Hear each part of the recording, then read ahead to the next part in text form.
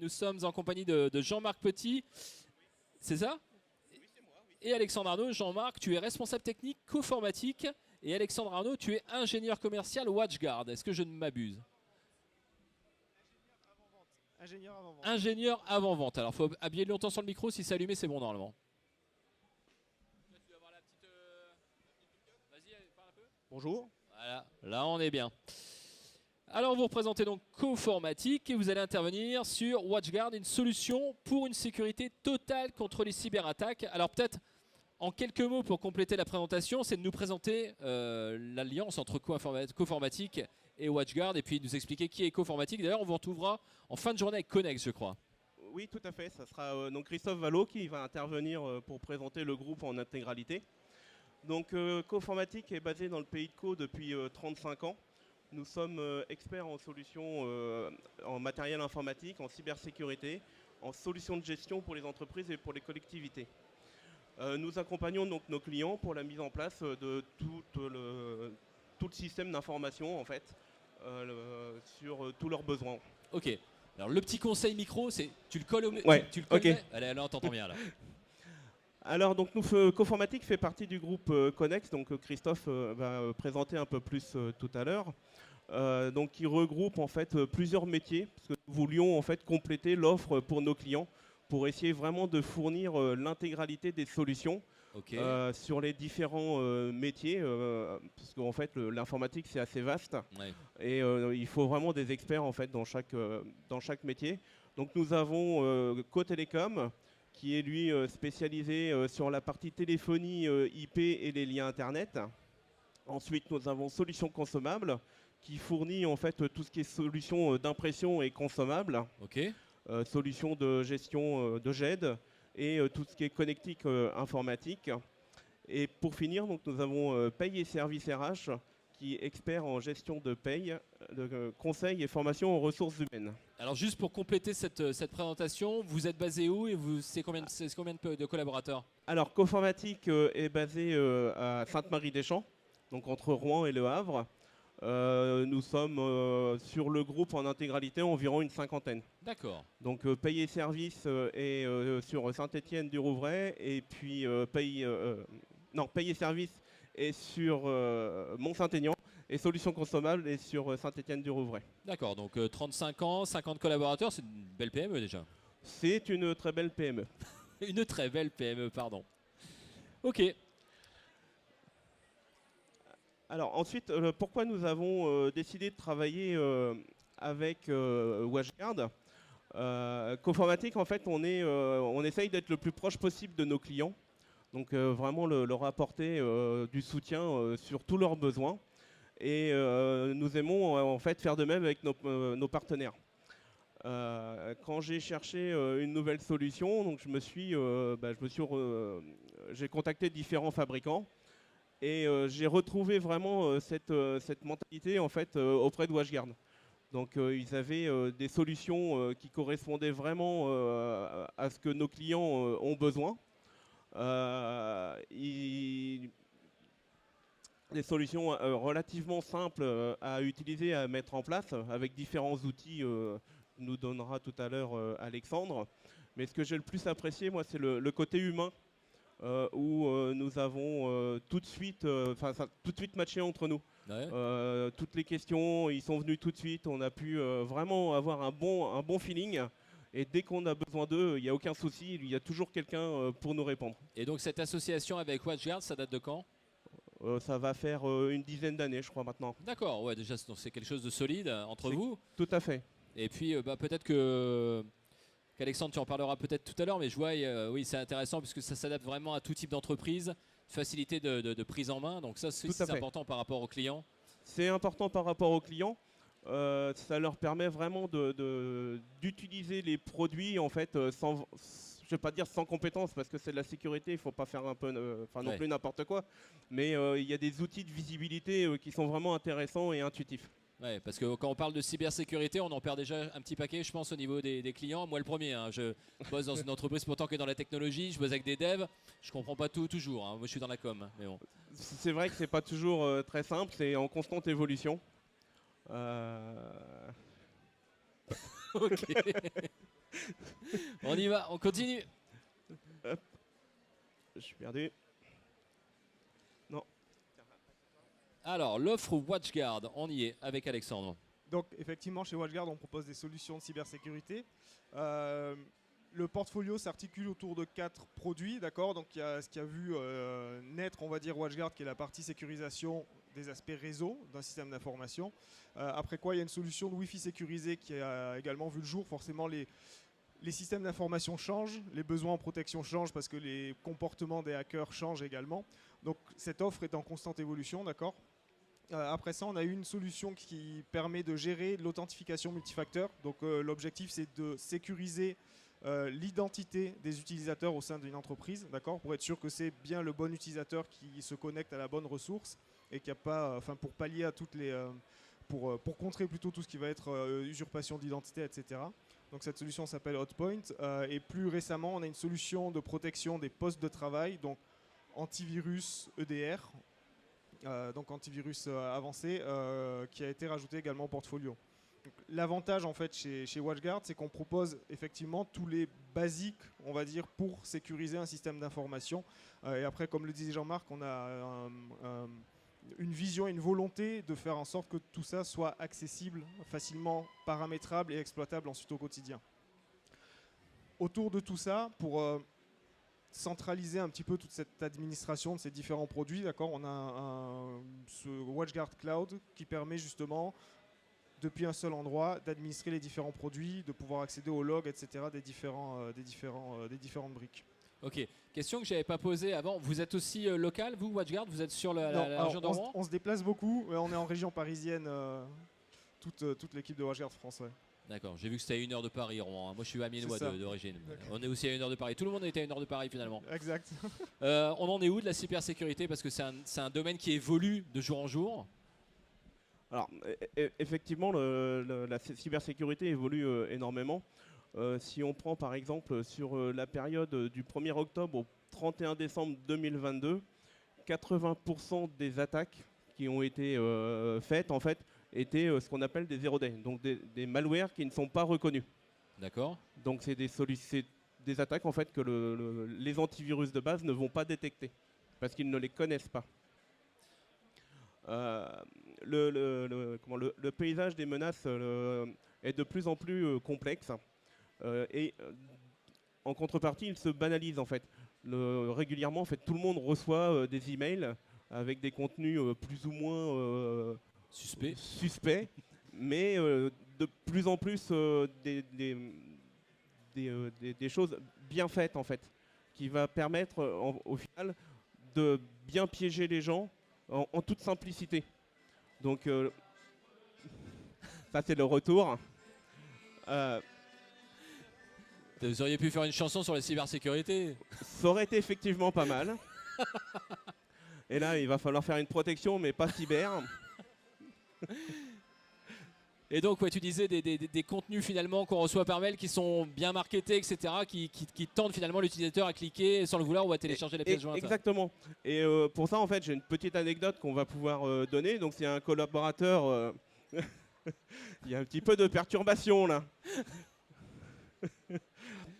Donc un collaborateur de WatchGuard en fait qui nous a raconté un petit peu cette histoire, et c'est là où il faut faire super attention en fait quand on reçoit quelque chose, parce que des fois en fait il y a des coïncidences qui font que on est tenté. Donc en fait lui par exemple il était abonné à Netflix et sa carte bancaire était arrivée à péremption. Okay. Et il reçoit en fait un email pour lui dire tout simplement de remettre à jour ses coordonnées bancaires. Et sur le coup en fait il s'est dit c'est normal, de toute façon ma carte elle est périmée, il faut que j'aille remettre mes coordonnées. Et puis, ça lui a fait tilt d'un coup, il dit « Mais non, je ne paye pas Netflix avec ma carte bancaire. » C'était un faux. D'accord. Donc des fois, en fait, ils tentent, hein, ils envoient des messages et ils espèrent que quelqu'un clique dessus. Et là, tu me fais peur, tu vois, parce que j'ai renouvelé l'abonnement de ma fille il y a 2 mois avec ma carte bancaire qui était nouvelle, mais je me suis rendu sur le Netflix directement. Par contre, voilà, ça c'est une bonne démarche, c'est qu'il ne faut absolument pas cliquer sur le lien, oui. Il faut aller directement sur le site pour aller voir l'information. Surtout pas cliquer dessus. Mais des fois, voilà, en fait, c'est tellement bien fait que même quelqu'un de sensibilisé va pouvoir se faire prendre au piège. Alors, on va pouvoir citer quand même quelques attaques qui ont eu lieu dans la région, hein. Personne ne peut oublier la région Normandie qui a été fortement impactée. Je crois qu'il y a encore des services qui ne sont pas remis en route, hein, plusieurs mois après. L'hôpital de Caen, la mairie de Caen, donc beaucoup d'administrations, le département donc, de la Seine-Maritime, donc différentes sociétés. Alors, il est vrai qu'il y a peu de gens qui communiquent hein, sur ce sujet. Je suis actuellement en formation cybersécurité et ils nous ont donné un exemple en fait, d'un hôpital qui lui en fait, a fait l'envers. Ils ont vraiment communiqué sur tout ce qui s'est passé et comment ils ont fait en fait, pour revenir à la normale. Et là en fait ils détaillent le tout mais c'est extrêmement difficile sur une grosse attaque de se détruire. Sur les hôpitaux on est déjà sur des états d'ampleur avec des ransomware où on demande une rançon par rapport à des données qui ont été... Oui, mais ça peut venir tout simplement d'un truc aussi simple que quelqu'un qui a cliqué sur un lien. Ah oui, tout à fait. À la base, ça part de là. Quoi. Voilà, à la base, on va dire dans 90% des cas, c'est quelque chose de banal qui arrive. Et c'est derrière l'impact qui est énorme. Ok. Alors, j'avais une question peut-être pour compléter. J'en profite, hein, c'est pas nécessairement dans la thématique. Quel intérêt d'aller collecter les datas d'hôpitaux, sachant que l'hôpital n'a pas nécessairement de fonds, d'un point de vue budgétaire, ils n'ont pas l'argent quoi. Bien souvent, je pense qu'il y a de l'argent, ils vont potentiellement en trouver. Enfin, ils vont essayer. Enfin, de toute façon, ils essayent en fait. Hein. Je pense qu'il y a beaucoup d'opportunisme. Ils prennent ce qui rentre, ils demandent de l'argent, et puis ceux qui payent, ils payent. Et puis ceux qui payent pas, je dirais qu'ils détruisent et puis ils passent au suivant. D'accord, parce qu'on a vu quand même sur l'actualité qu'il y a pas mal de services hospitaliers qui ont été attaqués dernièrement, enfin sur les 2 dernières années. Et on peut se poser la question de savoir pourquoi ils attaquent les hôpitaux finalement. Alors parce que c'est peut-être des cibles entre guillemets faciles, mais c'est surtout qu'il y a énormément de données personnelles confidentielles que tout un chacun ne veut pas forcément qu'elles soient divulguées sur Internet. Ouais, là il y a moyen de Donc négocier. Je pense qu'ils jouent là-dessus pour essayer de faire du chantage pour vraiment obtenir l'argent qu'ils souhaitent. Ok. Et que les données, d'une manière générale, se revendent assez facilement et assez bien sur le dark web. Donc forcément, collecte de données, on revend derrière. Donc il peut y avoir double profit. Je fais mon attaque, il paye la rançon et derrière, je revends quand même les données à des personnes qui peuvent être intéressées. Donc la question est aussi de savoir qu'est-ce qui est important, voire indispensable, pour sécuriser un système d'information.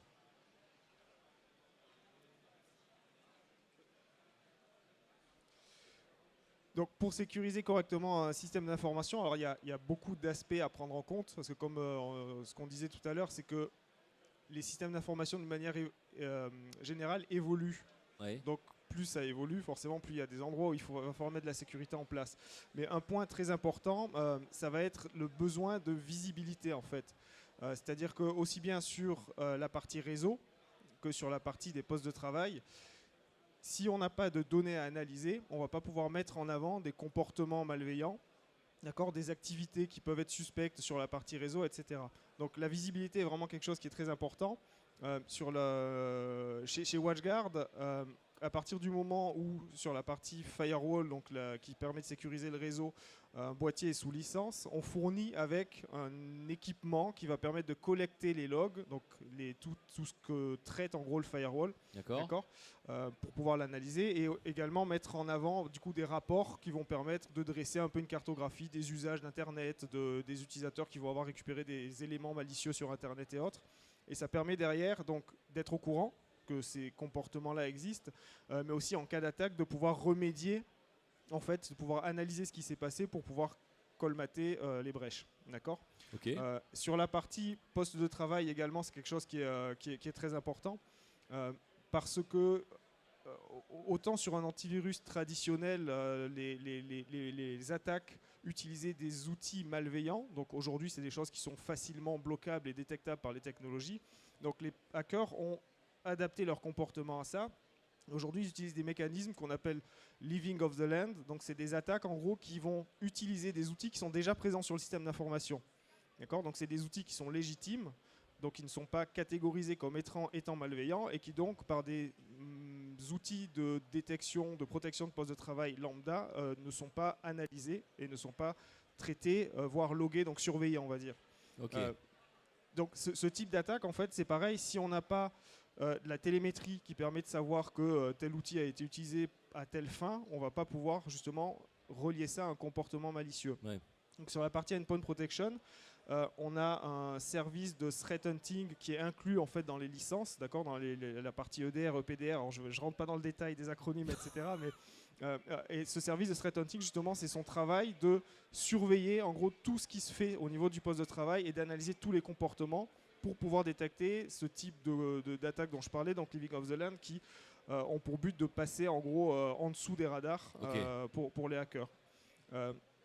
Derrière, un autre élément qui est très important aujourd'hui, c'est que le fait d'avoir justement de la visibilité, ça va permettre en fait je vais y arriver, pardon. En fait, il y a une nouvelle technologie qui voit le jour qui s'appelle de l'XDR, dont on va parler tout à l'heure, et qui est un outil qui permet justement de centraliser des logs de plusieurs sources de sécurité pour pouvoir en gros étendre les capacités de détection. XDR. C'est quoi ça? Je vais en parler juste après. Oh. Non, en fait, on a qu'à donc le XDR. Oh. Qu'est-ce que c'est? J'avais anticipé. Ouais, je vois ça. Donc XDR, c'est Extended Detection and Response. Alors c'est encore un acronyme. Celui-là, je vais en parler un petit peu parce que c'est quelque chose qui est d'actualité. En fait, comme je disais, aujourd'hui, ce qui se passe, hop, si j'y arrive, parfait. Donc déjà, le XDR, en fait, c'est un outil, ce que je disais à l'instant, qui va permettre de centraliser, d'accord, et de corréler des informations remontées par différents éléments de sécurité. D'accord. Le fait de corréler justement ces informations, en fait, on va pouvoir aller beaucoup plus loin et être beaucoup plus précis dans les détections qui vont être faites. Et derrière, ça permet aussi de pouvoir répondre. Donc ça, c'est pour la partie Extended Detection, parce qu'on analyse plus de données, d'accord. Et derrière, les plateformes d'XDR vont permettre aussi d'apporter une réponse à un comportement donné. D'accord. Typiquement, en fait, ce type de technologie met fin à ce qu'on appelle la sécurité en silo. C'est que jusqu'à aujourd'hui, avant que le XDR ne voie le jour, chaque élément de sécurité travaille de façon indépendante. D'accord, donc vraiment dans sa zone de spécialité. Et ce qui fait que, en fait, il va y a toujours y avoir des zones d'ombre entre deux domaines qui sont traités par deux produits différents. Et l'XDR vise justement à faire tomber ces barrières et à tout centraliser à un endroit. Et encore une fois, ce que je disais tout à l'heure pour les hackers où les données ont une valeur importante parce qu'eux les revendent, mais sur de l'analyse de sécurité, c'est la même chose parce que plus on a de données analysées, plus on va être précis dans les détections et plus on va pouvoir répondre de manière précise à un comportement donné. Donc c'est le but du XDR. Ok, la réponse de WatchGuard, donc c'est quoi? Donc chez WatchGuard, on a une solution qui porte le XDR qui s'appelle ThreatSync. Le but de cette solution, c'est de donner plus de visibilité de toute l'activité, donc qu'elle soit réseau et poste de travail, d'accord. Derrière, forcément, pour les administrateurs, des solutions, c'est du gain de temps parce qu'ils vont avoir des informations qui sont corrélées déjà et qui sont consolidées. Et donc, ça leur permet de gagner du temps sur les détections et sur leur partie d'investigation, etc. Derrière, ça permet une gestion globale de la sécurité, c'est-à-dire qu'au lieu de se connecter à différentes consoles, donc une console pour gérer le firewall, une console pour gérer la partie protection des postes de travail, toutes les informations importantes vont être regroupées à un seul endroit. D'accord ? Donc il y a un point unique sur lequel on va pouvoir se connecter pour analyser un petit peu tout ça.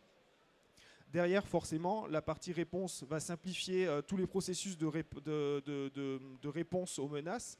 D'accord, parce qu'on peut mettre en place des mécanismes automatisés de réponse à certains comportements. Et enfin, quelque chose qui tient à cœur à WatchGuard également, c'est que cette technologie, donc XDR, est mise à disposition gratuitement. D'accord, il n'y a pas de surcoût. À partir du moment où le client dispose d'un firewall ou de la partie protection endpoint, il peut bénéficier également du XDR. Et ça, c'est un élément important pour le chef d'entreprise. C'est important parce qu'aujourd'hui, de par les comportements des hackers, on ne peut pas se passer de ce type de technologie pour sécuriser efficacement un système d'information. Ok.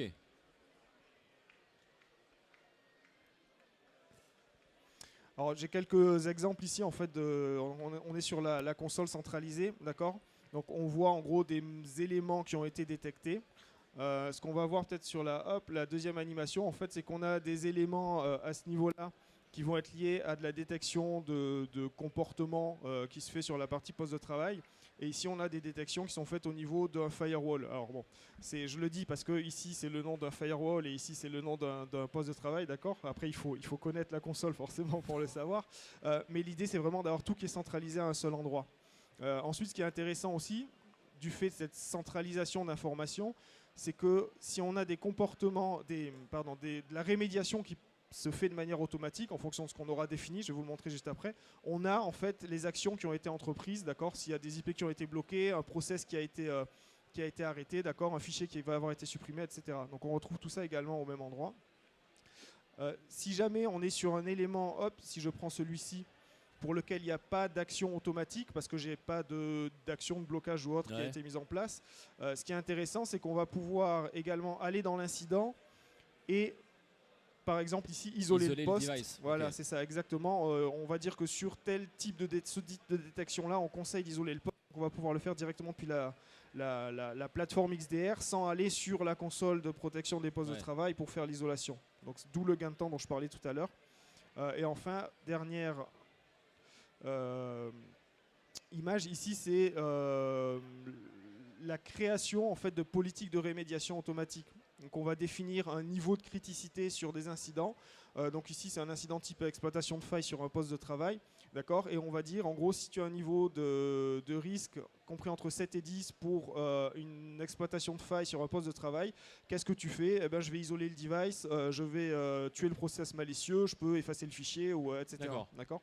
Donc on définit les règles d'action de rémédiation automatique qu'on va vouloir mettre en place. Exact. Ça, c'est ce qui est en place aujourd'hui, c'est ce qui fonctionne aujourd'hui. Tout à fait. Et demain, quelles sont les évolutions demain, sur lesquelles on peut... Par rapport à la gamme de produits que je présentais tout à l'heure, donc aujourd'hui, la partie protection du poste de travail et la partie network communiquent déjà entre elles, donc alimentent la plateforme ThreatSync XDR. Et demain, donc les autres gammes de produits qu'on propose chez WatchGuard, à savoir la partie Wi-Fi sécurisée et la partie authentification multifacteur, vont également être enrôlés dans cette plateforme ThreatSync, ce qui permettra d'avoir des analyses qui seront encore plus poussées parce qu'on va pouvoir prendre en compte également l'identité des utilisateurs, on va dire les tentatives d'usurpation s'il y en a eu, pour adopter ensuite une réponse, à savoir peut-être si j'ai un utilisateur pour lequel on détecte des tentatives d'usurpation d'identité, je vais lui interdire de se connecter au Wi-Fi. Alors c'est un exemple que je donne comme ça, mais où je lui interdis d'ouvrir sa session sur son poste ou autre. Donc après les scénarios sont presque illimités, on va dire, sur les possibilités. Ok. Je vais peut-être reposer une question alors à l'un ou à l'autre, hein, c'est vous qui voyez. Là on est quand même sur le salon Business Expo, donc pas mal de TPE, de PME. Tu disais tout à l'heure que ça s'adapte à tout type de profil. Je présume qu'une solution comme ça, lorsqu'on est sur un gros groupe avec un service informatique, un DSI, je pense que les mecs peuvent prendre la main et travailler avec vous. Moi, je suis auto-entrepreneur ou j'ai ma petite TPE avec mes 3 salariés. Comment ça fonctionne pour moi? C'est-à-dire, vous venez, vous me l'installez, je vous prenez la main à distance. Je peux avoir accès à quelques paramètres ou pas? Alors oui, effectivement, donc les solutions en fait sont adaptées sur différents types de clients. Donc il y a des solutions d'entrée de gamme avec la solution en fait est la même. C'est simplement que la taille du matériel est dimensionnée et donc du coup le coût est moindre. Donc tout ça, ça permet de couvrir en fait toute la gamme de clients. Après, effectivement, alors nous on a l'habitude de travailler avec des clients qui n'ont pas de service informatique. Oui. Donc nous proposons justement des services pour les accompagner et pour faire en fait de l'infogérance, pour pouvoir gérer tout ça à leur place. Voilà, alors c'est la question avec laquelle j'allais même terminer, c'est de savoir aujourd'hui, Connext, avec l'association WatchGuard, etc., quels sont les secteurs sur lesquels vous intervenez, les typologies d'entreprises.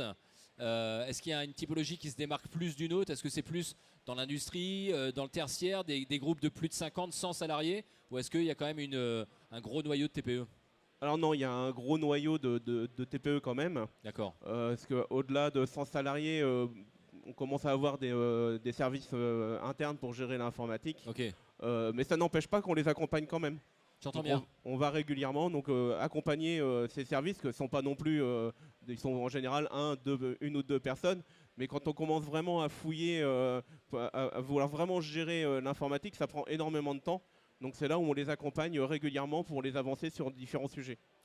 Aujourd'hui, ça me paraît indispensable d'avoir un système de cybersécurité, quelle que soit la taille de son entreprise. C'est indispensable. D'accord. Et alors, comment ça se passe au quotidien? Est-ce que c'est vous parlez des clientèles TPE, est-ce que c'est eux qui viennent chez vous en disant j'ai eu un problème, aidez-moi, ou est-ce qu'il y a un peu un élément préventif, ils disent oh, j'ai vu à la télé qu'il y avait eu des problèmes, je préfère me sécuriser aujourd'hui. Est-ce que ça vient une fois que le mal est fait ou pas? Alors hélas, ça vient souvent une fois que le mal est fait. Parce que je pense que beaucoup d'entreprises considèrent que ça ne peut pas leur arriver et que c'est toujours pour le voisin en fait. Ouais.